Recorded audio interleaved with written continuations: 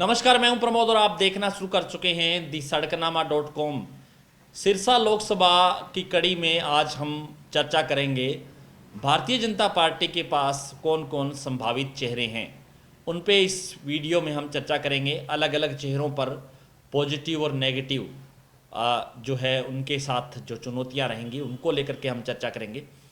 तो सबसे पहले, चूँकि सिरसा से सांसद सुनीता दुग्गल हैं, उनका नाम ही है सबसे पहले, क्योंकि सीटिंग एमपी हैं वो, और कई मामलों में सुनीता दुग्गल है वो मजबूत भी है।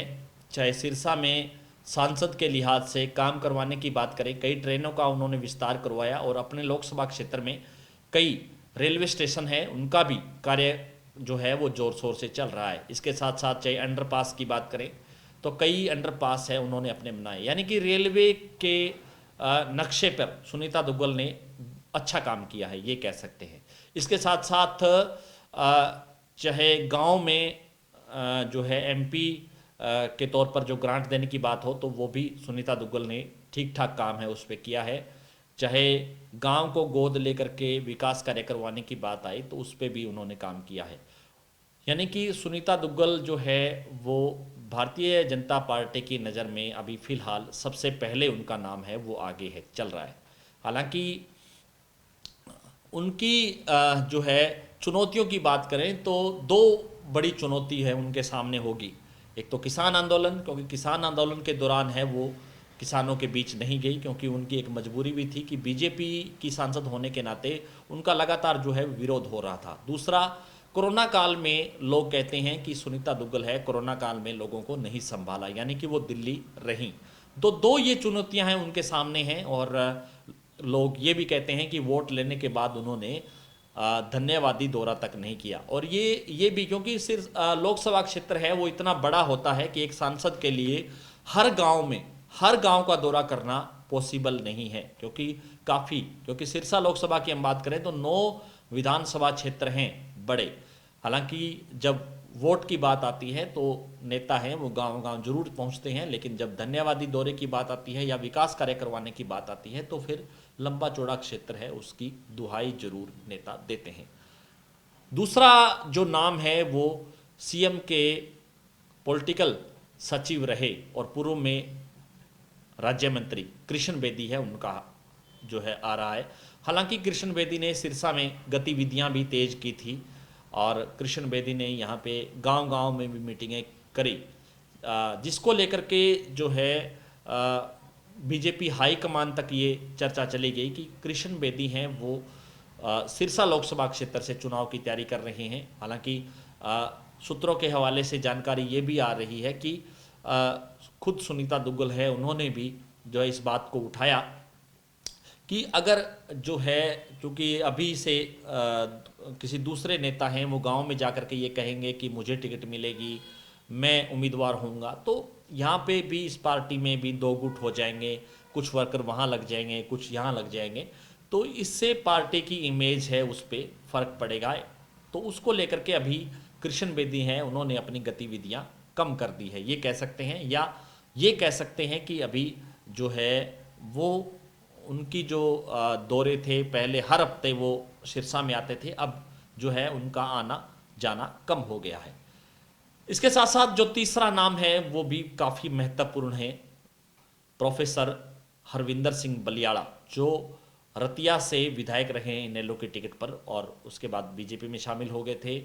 बीजेपी से में शामिल हैं और हाल ही में जो कि उनको अनुसूचित जाति, हरियाणा राज्य अनुसूचित जाति जो आयोग है उनका जो है चेयरमैन उनको बनाया गया। तो हरविंदर बलियाला यानी कि एक सिख चेहरा है और ख़ास करके उस बेल्ट से हैं जहाँ पे पंजाबी बाहुल्य क्षेत्र जिसको कहा जाता है, रतिया, टोहाना, कालांवाली, ये जो इलाका है, तो उनका नाम भी जो है सामने आ रहा है। इसके साथ साथ कालांवाली से पूर्व विधायक रहे बलकौर सिंह है, उनके नाम को लेकर के भी चर्चा चल रही है कि बलकौर सिंह है वो भी जो है भारतीय जनता पार्टी उनको भी सोच सकती है। और चूँकि एक नाम है वो सिरसा से पूर्व विधायक मनीराम केरवाला, उनके बेटे सागर केरवाला का भी है कि सागर केरवाला है उनको भी भारतीय जनता पार्टी है, क्योंकि अलग अलग समाज के हिसाब से, अलग अलग जातिगत समीकरण के हिसाब से जो अलग अलग चेहरे हैं वो फिट किए जा सकते हैं। यानी कि बीजेपी जो है, अगर धानक उम्मीदवार की बात करें तो यहाँ पर जो है सुनीता दुग्गल है वो परफेक्ट बैठती हैं। इसके साथ साथ अगर पगड़ीधारी की बात करें तो प्रोफेसर हरविंदर बलियाड़ा है या बलकौर सिंह है, वो उम्मीदवार बनाए जा सकते हैं। अगर वाल्मीकि समुदाय को यहाँ पे टिकट देने की बात होगी तो कृष्ण बेदी है, उनका नाम है, वो सामने आ सकता है। इसके साथ साथ जो मेघवाल समाज है उनको अगर टिकट देने की बात आएगी तो सागर केहरवाला है, उनका नाम है वो सामने आ सकता है। और एक अधिकारी हैं जो वी कामराजा, जो पिछले 5 साल पहले भी इस इलाके में जो है आए थे और उन्होंने कहा था कि वो भी लोकसभा के उम्मीदवार है, वो हो सकते हैं। तो वी कामराजा है, क्योंकि उन्होंने यहाँ पे एसपी रहते हुए जो कार्य किए, जो लोगों में एक छवि उनकी है, तो वो भी अब फिर से जो है सक्रिय हो गए हैं सिरसा में। और ये भी बताया जा रहा है कि पिछले दिनों उन्होंने सीएम मनोहर लाल से भी मुलाकात की है।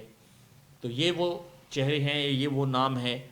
और इसके साथ साथ एक नाम जो 2 पुलिस अधिकारी भी हैं, जिनमें से बीएस संधू की हम बात करें, हालांकि बीएस संधू हैं वो भी सिरसा में उनकी एक्टिविटी है वो नज़र आ रही है। इसके साथ साथ जो है पुलिस अधिकारी जो हिसार में जो है तैनात हैं, जो है एडीजीपी, उनका नाम भी जो है सामने आ रहा है। हिसार के जो एडीजीपी हैं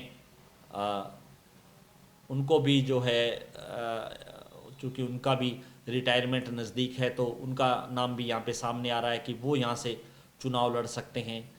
तो कई नाम हैं। और लेकिन मैंने आपको पहले बताया था कि भारतीय जनता पार्टी के पास हर जातिगत समीकरण को लिहाज में रखते हुए अलग अलग चेहरे हैं। वो जो है जिनके नाम हमने आपको बताए वो ये चेहरे हैं। आपकी क्या राय है, आप हमें कमेंट सेक्शन में अपने ज़रूर राय दीजिए। अगर आप चाहते हैं कि कोई और इनके अलावा कोई और बड़ा चेहरा है तो भी आप हमें जो है कमेंट में उनका नाम बता दीजिए, ताकि अगली वीडियो में उस चेहरे पे भी चर्चा की जा सके। ज़्यादा से ज़्यादा इस वीडियो को आप शेयर जरूर कर दीजिए और कमेंट सेक्शन में आप अपनी राय जरूर दीजिए कि इस पूरे वीडियो को लेकर के आप क्या सोचते हैं। बहुत बहुत शुक्रिया।